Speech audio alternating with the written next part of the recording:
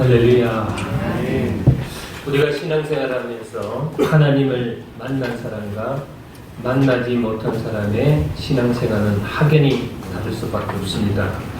하나님을 만난 사람들은 믿음이 장성했고 행복했습니다. 그러나 하나님을 만나지 못한 사람들은 죄의 길을 걸었고 말로가 불쌍한 것을 우리가 성경에서 볼 수가 있습니다.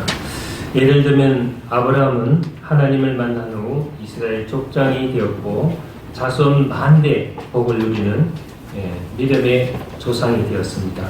야곱도 수시로 하나님을 만났습니다. 베델 강야에서 만났고 또 약복강에서도 만났습니다.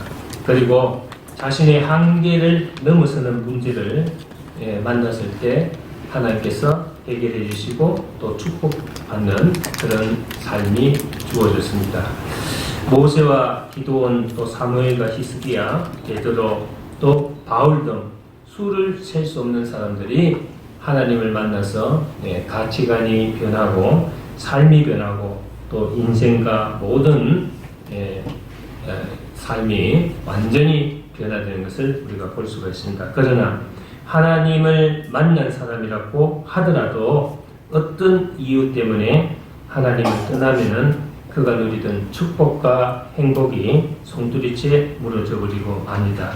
구약성경 사사기에 보면은 삼손 얘기가 나오죠.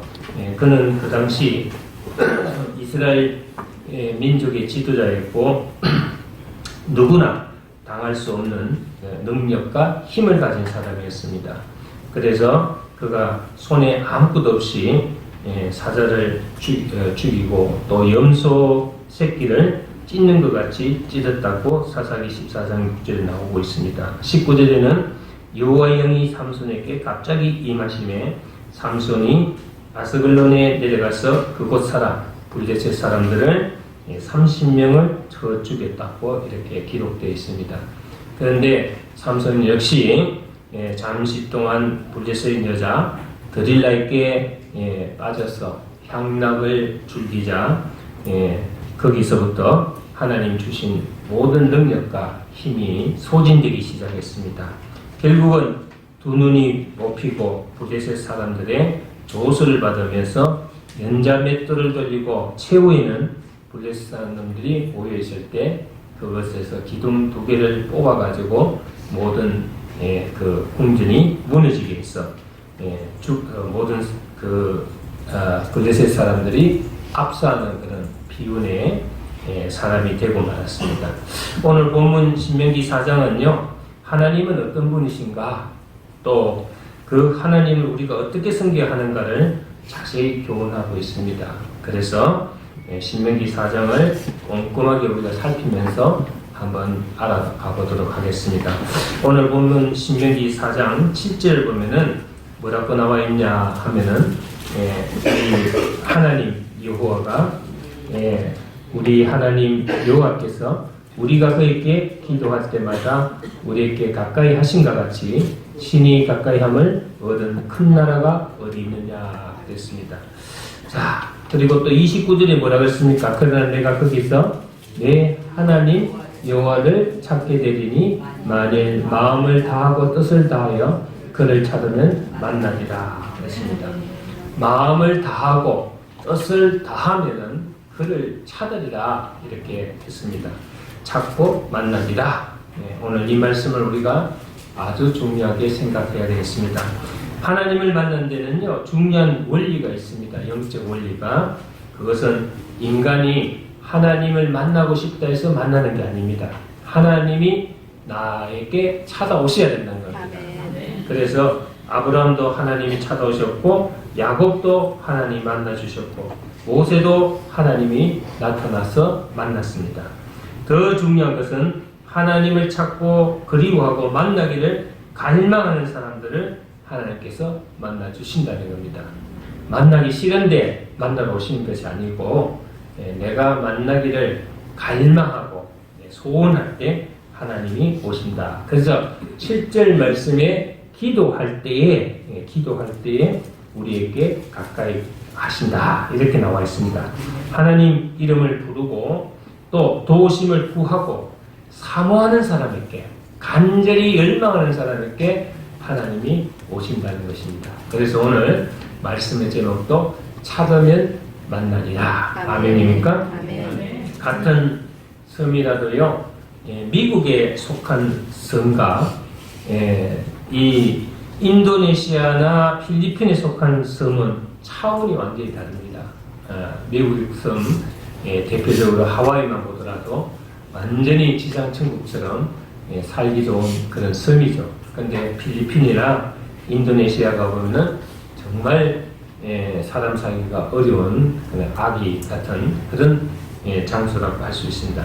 사람도 누구를 만나느냐에 따라서 또 누구를 가까이 하느냐에 따라서 삶의 차원이 달라지고 행복 지수가 달라집니다. 사는 모양도 하늘과 땅처럼 차이가 납니다.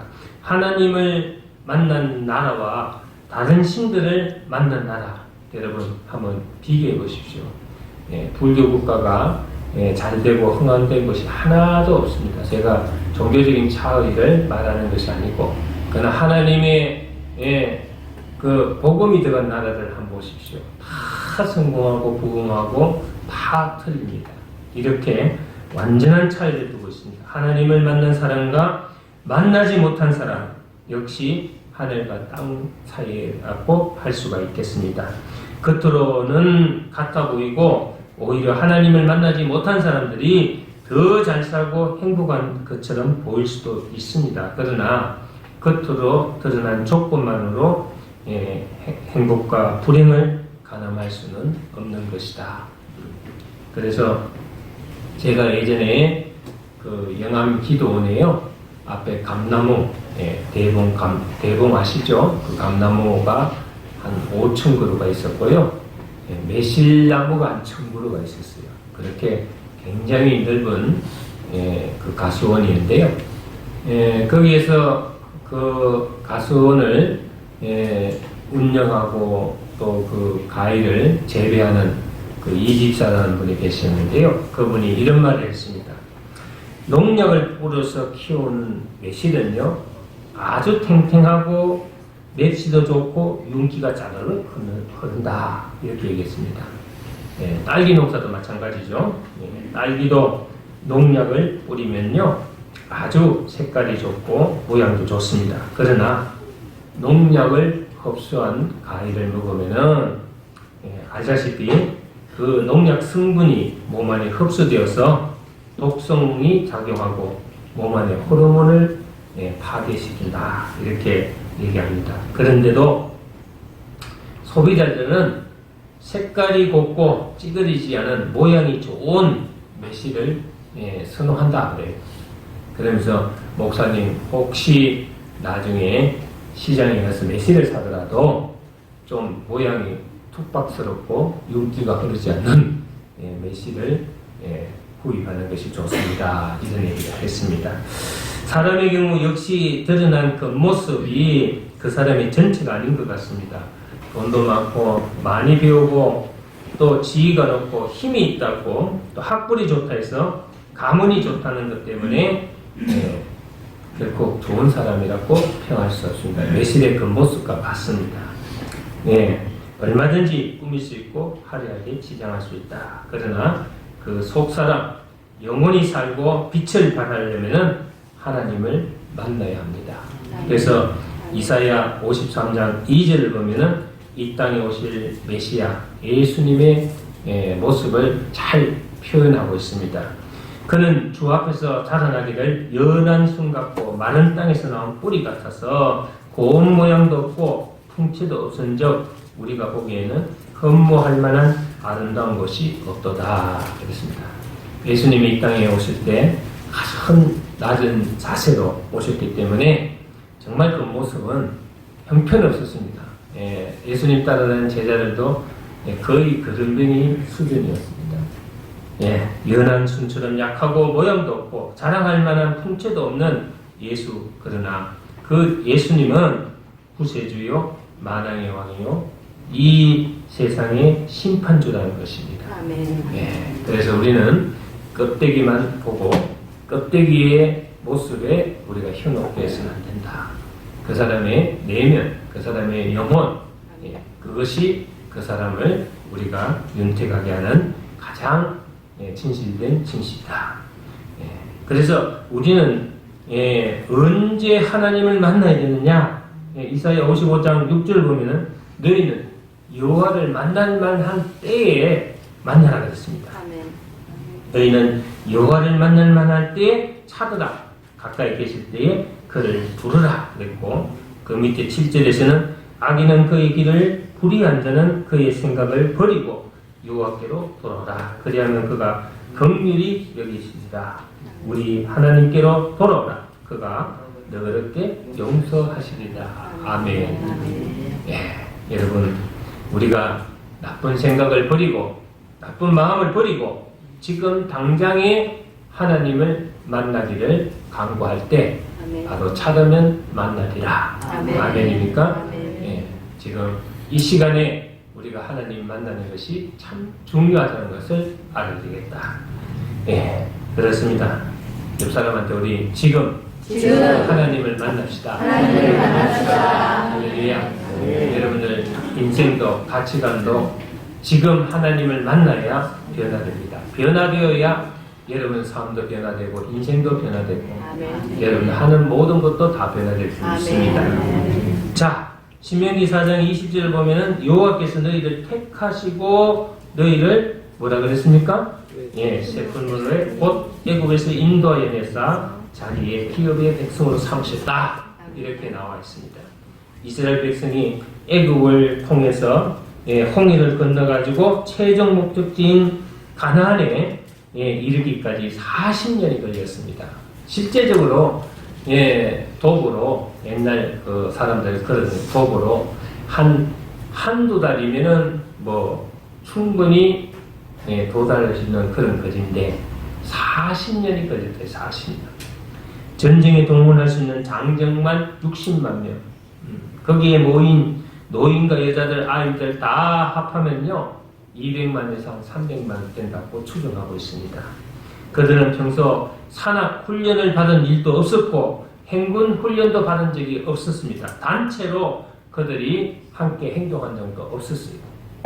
그들이 아는 것은 최종 목적지가 가나안 땅이라는 것을 알았습니다. 지도도 없었고 나침반도 없었습니다. 그 땅이 어디 있는지 또 어느 방향으로 가야 하는지 전혀 몰랐습니다. 모세조차도 그들을 이끌어낸 모세조차도 가나안 땅이 어디 붙어 있는지도 몰랐습니다. 그러나 출애굽기와 민수기를 보면은 하나님께서 그들을 인도해 주셨음을 우리가 알 수가 있습니다. 어느 지점에 머물러야 하는가, 어느 날 어느 시기에 떠나야 하는지, 그리고 어느 방향으로 가야 하는지 하나님께서 정하시고 지시하시고 인도하셨습니다. 할렐루야. 이스라엘은 그대로 따르기만 했습니다. 그러다가 때로 이게 아니다 싶어서 하나님의 지도와 인도를 거스르고 딴 길로 가거나 딴 짓을 하면은 반드시 고생했어요. 헤매고 가다가 길 막히고 또 더 나갈 수도 없고 또 다른 종족들의 공격을 받고 전쟁을 하는 그런 한난을 당했다 이거죠. 남의 이야기가 아닙니다. 우리도 믿음과 또 말씀과 하나님의 뜻을 거역하고 하나님의 지시와 인도를 부정하고 딴짓하면은 반드시 길이 막히고 고통과 아픔이 여러분들에게 주어진다. 할렐루야. 여러분들 반드시 하나님이 내 갈 바를 모르지만 내가 가야 할 길을 모르지만 우리를 지도하시고 인도하시는 하나님의 뜻에 따라서 우리가 가면은 하나님께서 적과 꿀이 흐르는 가나안 땅으로 이스라엘 백성을 인도하신 것처럼 우리를 축복된 장소로 인도할 줄 믿습니다. 아멘. 한평생 돌을 따듬는 유명한 석공이 석공 아시죠? 돌 따듬는 석공 명장이 있어요. 그분이 한번 방송 인터뷰에 나와서 얘기하는데요. 돌에도 결이 있대요. 결. 그래서 돌 따듬을 때 결을 따라서 잘라야 되고 또 작품을 만드는 것도 결을 따라서 깎아내면 참 쉽다고 해요.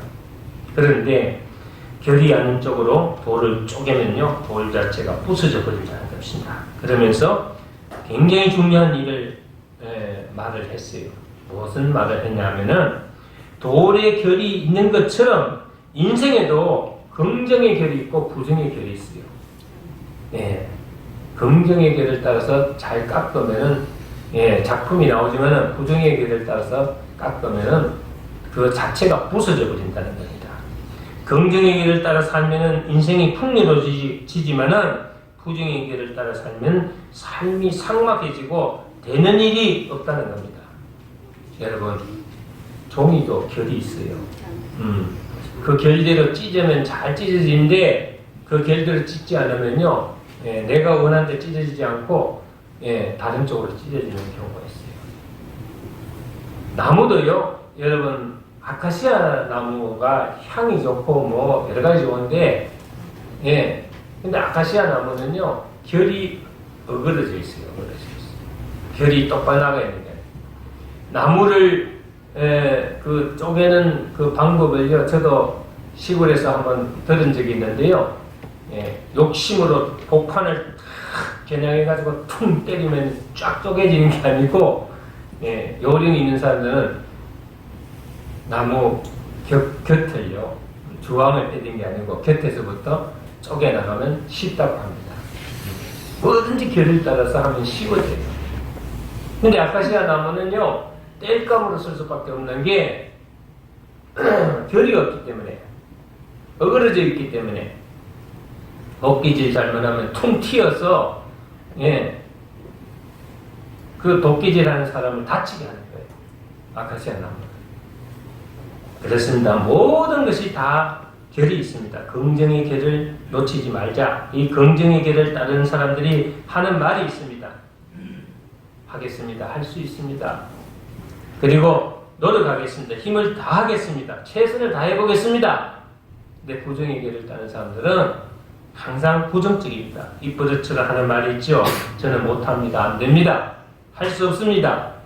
반대합니다. 그거 잘 안 될걸요? 이렇게 합니다. 여러분, 이스라엘 민족의 경우 부정의 길을 선택한 사람들은 단 한 명도 가나안 땅에 들어가지 못했어요.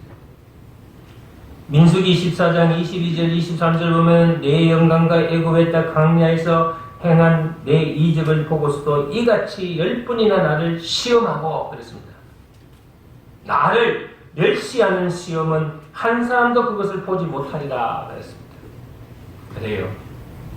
긍정적인 믿음을 가진 사람은 긍정적으로 다 믿음도 됐지만은 부정적인 믿음을 가진 사람은 하나도 이루지 못했다. 그래서 너희들이 기도하고 구한 것은 받은 줄로 믿으라. 그래야면 그대로 되리라. 우리가 사는 세상은요, 된다 할 수 있다고 해도 지금 안 되고 힘들고 어려운 세상입니다. 입버릇처럼 여러분들이 믿음으로 할 수 있습니다. 됩니다. 하나님 믿습니다 해도 지금 여러분들이 될까 말까 하고 너무 힘든데, 입버릇처럼 안 된다, 못한다, 될 수 없다, 이런 사람은 더 안 되는 거죠. 더 힘든 거죠. 해보지도 안 하고 항상 그런 얘기를 하는 사람들은요, 힘들어요. 저희들이 구성전에서 다 이렇게 처리를 하고 우리 이쪽으로 옮기는 것은 쉬운 일이에요. 근데 그러지 않고 너무 좁고 하나님 자꾸 옮기라 그러고 그런데 저는 믿음 없이 그냥 아이고 못합니다. 돈이 있어야죠. 안 됩니다. 다 정리한다면 차차 하죠. 이러면 안 돼요. 하나님이 뜻이 왔을 때 믿음으로 갈 바를 모르지만 떠난 아브라함처럼 알겠습니다. 네 하고 순종하면은 그 다음에 인도하시고 지도하시는 분은 하나님이십니다. 이루는 것은 하나님이 이루시는 거예요. 우리는 해냈습니다. 우리 성도들이 한두 명은 좀 부정적인 얘기를 했지만은 그래도 대다수 사람들이 목사님과 함께 구심점을 가지고 기도하고 노력한 결과로 우리는 무난히 이 성전을 올 수 있었고, 또 이 성전에서 하나님 주실 축복과 은혜의 문이 열려 있습니다. 오늘 틀리고 내일 틀리고 올해 틀리고 내년 틀립니다. 여러분 보세요. 하나님의 역사가 어떻게 일어나고 하나님의 기름 부으심이 어떻게 역사하는가를 여러분들 눈으로 신앙생활하면서 똑똑히 보고 하나님을 만나셔야 돼요. 아멘. 할렐루야. 아멘.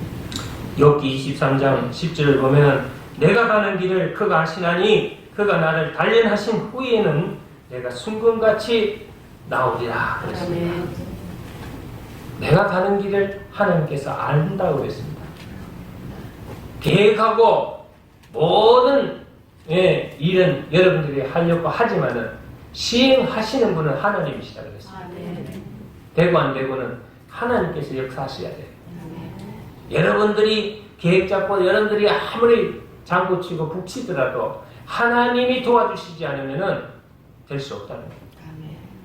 여러분 세상에도 운이 따라야 된다, 운이 따라야 된다 하지 않습니까? 네? 여러분들은 세상 사람들도 운이 따라야 된다는데 여러분들 예수 믿는 사람이 하나님의 축복이 따라야죠. 아멘. 하나님의 손길이 여러분들 붙들어 주셔야죠. 아멘. 그래야 여러분들이 안 되는 것도 될 수 있고 아멘. 재주가 축복으로 변하고 아멘. 절망이 소망으로 변하시고 아멘. 인도하시는 하나님이십니다. 아멘. 그 다음에 보니까 자비하신 하나님 신명기 4장 31절을 보면은 내 하나님 여호와는 자비하신 하나님이십니다. 그가 너를 버리지 아니하시며 너를 멸하지 아니하시며 내 조상들에게 맹세하신 언약을 잊지 아니하시리라. 아멘. 아멘입니까? 아멘. 하나님의 자비는 사랑과 용서와 너그러움, 참으심을 의미합니다. 우리의 허물을 용서하시고 100번, 1000번 참으시고 버리지 않고 기다리시는 하나님을 만나야 됩니다. 아멘. 요한복음 4장을 보면은 5 남편과 같이 살다가 이혼하고 6번째 남편과 살고 있는 한 여인이 있었습니다. 그 동네에서는 따돌림 받고 사는 여인이었습니다. 어느 날 그녀가 수가성에 꿈을 갔다가 물길을 갔다가 예수님을 만났어요. 그날 거기서 예수님을 만나고 영원한 생수를 찾게 되었습니다. 예수님께서 그녀에게 구원의 선물을 주신 것입니다. 예수님은 과거의 문제, 지난날의 문제를 일삼지 않았습니다. 지난날의 죄를 회개하고 돌아오기만 하면은 예수님의 자비하심, 긍휼하심이 우리에게 임한다는 것입니다. 아멘. 요한복음 8장에도 한 여인의 이야기가 나옵니다. 간음하고 도망치는 여인에 따라온 군중들이 돌로 쳐 죽이려 했을 때 예수님이 땅바닥에 글을 쓰셨어요. 너희 중에 죄 없는 자가 있다면 돌을 쳐라. 그리고 그 여인에게도 이렇게 얘기했습니다. 나도 너를 정죄하지 아니하노니 가서 다시는 죄를 범하지 말라. 죄 짓고 회개하고 또 죄 짓는 것은요 회개가 아니죠. 예전에 저도 그랬어요. 절대로 그렇게 안 하겠습니다 하고 또 죄 지어요. 하나님 용서해 주세요. 제발 용서해 주세요. 다음엔 절대로 안 하겠습니다. 또 죄 지어요. 죄 짓고 회개하고 이건 회개가 아니에요. 그런 악순환과 반복도 다 눈 감아주시고 용서하시는 것이라는 생각은 큰 잘못입니다. 여러분들이 한번 회개한 것은 두 번 다시 여러분들이 다시는 그 죄를 범하지 말라는 주님의 말씀을 들어야 돼요.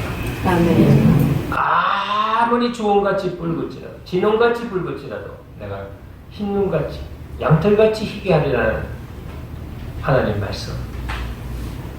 여러분들이 아무리 무슨 범죄를 저질렀더라도 진정한 용서와 해결을 구한 것은 이미 끝난 겁니다. 근데 그것을 다시 죄의 불씨가 남아서 또 죄를 짓는다면 그건 여러분들이 잘못하는 거죠. 절대 이제는 성질 안 부리겠습니다. 이제는 혈기 안 부리겠습니다. 하나님 용서해 주세요. 제가 항상 그랬어요. 남이 그렇게 하고 제가 항상 그랬어요. 그런데 또 혈기 부리고 또 죄지니까요. 거기에 따르는 하나님의 징계와 연단이 있었어요. 하나님을 만나야지, 하나님께 돌아가야지 라는 생각만으로는 안 됩니다. 하나님이 아닌 다른 것을 만나러 가는 길에서 돌이켜야 됩니다. 하나님을 모셔야지, 하나님 앞에 잘해야지, 이것만으로 되는 게 아닙니다. 여러분들이 하나님을 정말로 모실 수 있는 겸손함이 있어야 되고, 여러분들의 죄가 해결이 돼야 되는 거예요. 하나님을 믿는다면서 이것만은 안 돼, 이것만은 내가 지켜야 해, 이것만은 건드릴 수 없어, 아무리 하나님이라도 이것만은 내가 포기할 수 없어. 세상에 미련을 두고 지고 있는 게 있어요. 그걸 내던지기 전에는 여러분들 하나님 만날 수가 없습니다. 될 수 있게도 하시고 안 되게도 하시고 살게도 하시고 죽게 하시는 생사복을 주관하시고 흥망성쇠를 주관하시는 하나님. 죽는 것도 사는 것도 망하는 것도 흥하는 것도 성하는 것도 세하는 것도 하나님 손에 있다는 것을 우리가 알면서도 여러분들이 하나님을 찾지 않는 사람이 많아요. 나중에 막 진짜 다급하고 이제 진짜 뭐 대안이 없을 때는 아버지 하나님하고 찾을지 몰라도 평소에는 안 찾는 사람들이 많아요. 찾아야 됩니다. 아멘. 여러분, 그 하나님을 여러분들이 만나야 오늘 여러분들이 가까이 계신 하나님, 인도하신 하나님, 자비로우신 하나님, 전능하신 하나님을 여러분들이 만나서 모든 것을 해결할 수 있을 줄 믿습니다. 아멘. 할렐루야. 아멘. 됐습니다. 이제 여러분들이 주님 나를 인도하여 주시옵소서. 또 자비하신 하나님 나의 죄를 치유해 주시고 나의 죄를 사하여 주시옵소서. 할렐루야. 그럴 때 하나님의 거룩한 영이 여러분들에게 임해서 여러분들이 하고 있는 모든 사업과 여러분들이 하고 있는 모든 일들이 범사에 형통할 수 있다는 것을 믿으시기 바랍니다. 아멘. 기도하겠습니다.